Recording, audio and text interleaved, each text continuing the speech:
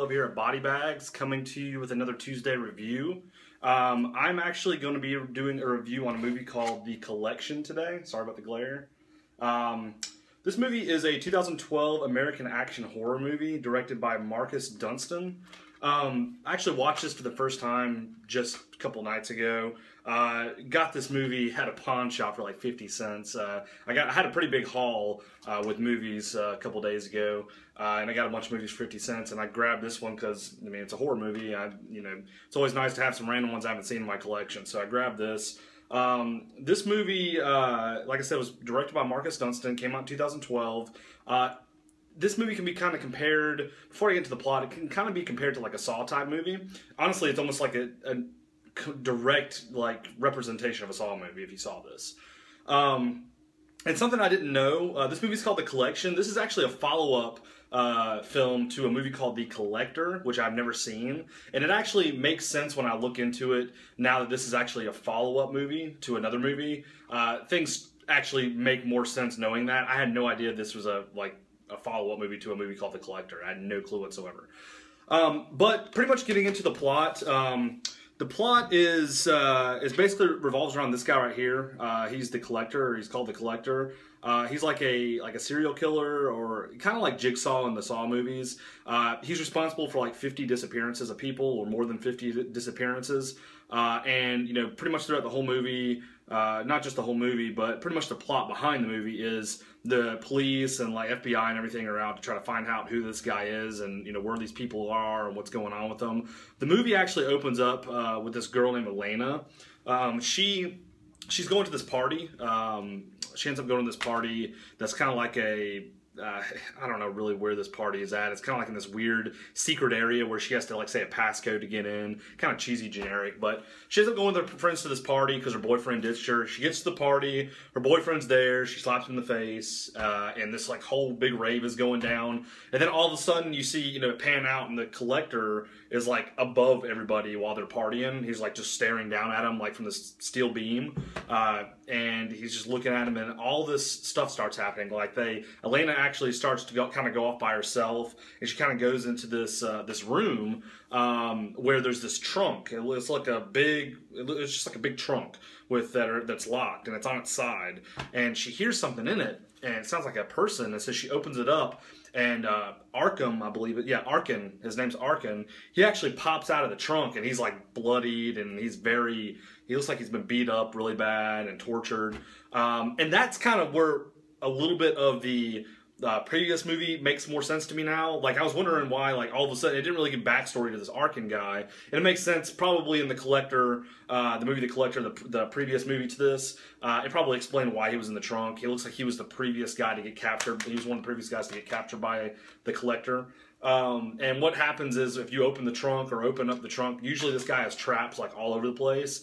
And what happened, there was actually a really, really cool gore scene in this movie, which honestly made up for a lot of the lacking of direction and kind of storyline. They're in the club, and she opens the trunk up, and all of a sudden there's these it looks like the blades of a lawnmower, like one of those hay balers that you see in like a pasture, like spinning toward everybody, and they just like cut everybody up and just like cut them up into a million pieces. And it's a pretty cool gore scene.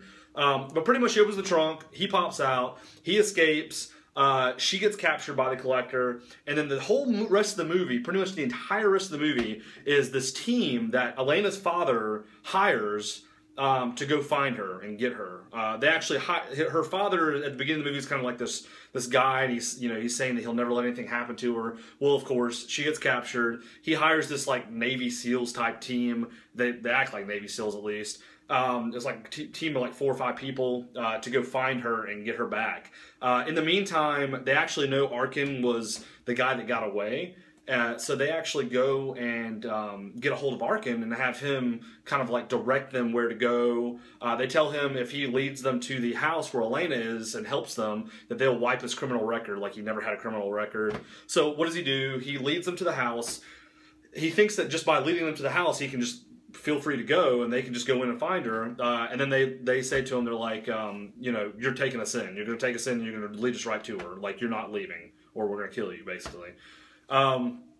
And at the time when they found Arkin to bring him to this place, he was actually in the hospital. He got put in the hospital. You know, he told his story about all this that happened. That's why they knew, you know, where to go to get him.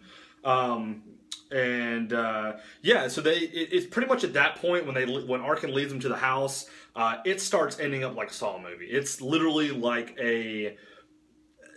I can't even describe it. It's like a spitting image of a Saw movie. There's nothing really that's different about it. Like, it's this guy that's in this house and there's traps everywhere, and like there's people that are in the house and they're tied up and they're being tortured or they're trying to get out. Like, they go in the house and all these people that like the collector's been torturing like run out at them and, you know, try to get them to help them and stuff like that, and the bad things are happening to them. And then one by one the members that are going to try to find Elena are getting picked off by like traps and stuff. It's literally like, and I've said this like probably 4 or 5 times, it's really like on par with just the same thing as a Saw movie. I had my doubts going into this movie. I didn't.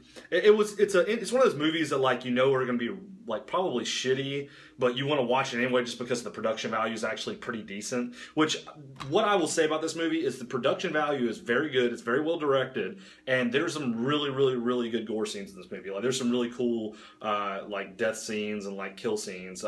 There's a pretty high kill count in this movie. I mean, the first opening scene, the entire dance floor of that party gets demolished by like this blade that's cutting them up, and it actually shows a pretty good bit of the gore. Overall, you know, I don't want to spoil anything toward the end of the movie. There's kind of a twist toward the end of the movie. It does end up like the end of a Saw movie, like any of the Saw movies. If you see, like, it always leaves you on the edge. You know there's going to be another one. That's kind of how this movie ended up. It honestly reminded me exactly, almost like to a T, of how the last Saw movie ended up. I promise you, it's pretty much the exact same storyline up until the end of the movie, of the last Saw movie that was ever made. Because at the end of the Saw movie, you know, out of all the Saw movies, what happens? The guy from the first one comes back, and he ends up getting revenge. That's pretty much exactly how this ends up. Close to it, at least. I never saw the first movie, but it ends up being what, you know, it makes more sense now that I know there was a first movie, and this was the second one. So overall, I would give this movie probably, for production value alone, I'm going to give it a 5 out of 10. The storyline is very bland. It's kind of a slow burner, to be honest with you. Some of the scenes are just kind of boring. Kind of reminds me of a Resident Evil movie too. Like, you know, just kind of a boring storyline. Like, I didn't care anything about the characters.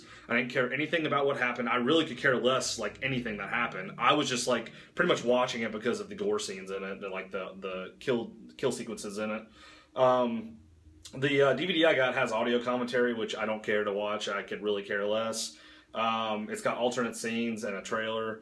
I really don't. Even on the front, I just now noticed this, from the twisted writers of Saw 4, 5, 6, and 7. So yeah, I guess it's a Lionsgate movie. I guess the people from Saw actually made this movie, which makes sense. I never even noticed that. But yeah, I mean, I would give this a 5 out of 10. Even though I'm giving it a 5 out of 10, it's kind of got some rewatch value to it, just because I wouldn't mind seeing the first one in the series, just to kind of get a better idea of what I was watching here, and possibly just watching this one after. But it's not really one that you'll probably revisit very often. But yeah, this is the 2012 American action horror, The Collection.